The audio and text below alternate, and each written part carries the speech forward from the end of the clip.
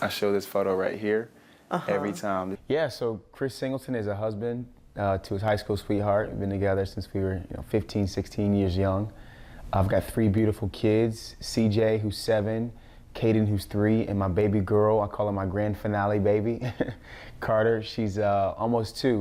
Chris Singleton is a much sought-after motivational speaker, traveling all across the country, sharing a message of love and unity. So before you judge or hate or, for lack of better words, go against somebody for what they stand or what they believe in, realize there's a story behind it, and everybody's got one. So that's what I try to share with adults, and then with kids is it's a message of loving people. In addition to being a motivational speaker, Singleton is also a children's author. These are his first 4 books, and now he's written his most recent one. It's called Love Your Neighbor. Inside, you'll find colorful characters and easy-to-understand storyline that teaches children about love, respect, and kindness. His message is inspired by the tragedy that took his mother's life, Reverend Sharonda Coleman Singleton, along with the lives of 8 others at Emanuel AME Church, downtown Charleston, June 17th, 2015. The only reason why I started speaking is to honor my church family, my mom, keeping her legacy alive.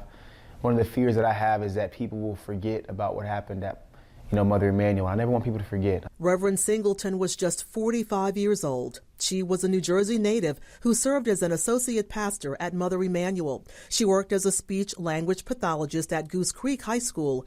Singleton describes his mom as stern but loving and quite the athlete. Super athletic. I don't think I beat her in a race till like 7th grade.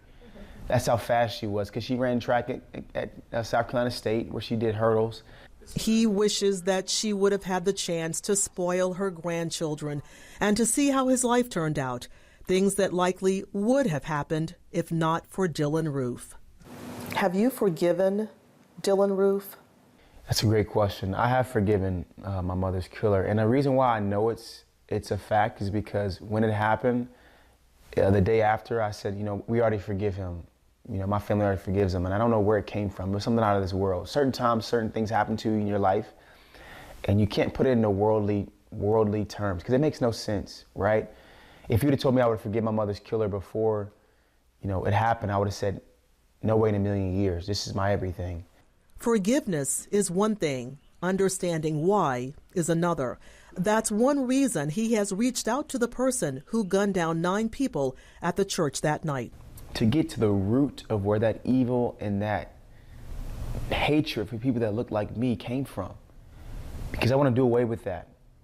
I know it was the internet, I know it was this, I know it was that, but like getting to the root of it. As for Roof's death sentence, Singleton says he would rather Roof live the rest of his life behind bars to never know freedom again.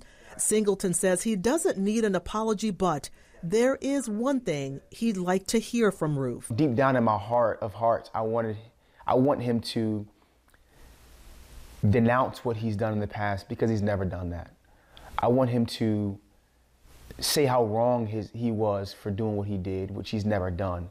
But I still have hope that he will do it. But if that never happens, he's still at peace because he believes his mom is at peace. There's no question in my mind about my mom rejoicing in heaven. And that gives me so much peace, because I think, man, if anybody that I ever knew growing up that I figured, hey, this person's definitely going to heaven, it'd be my mama. So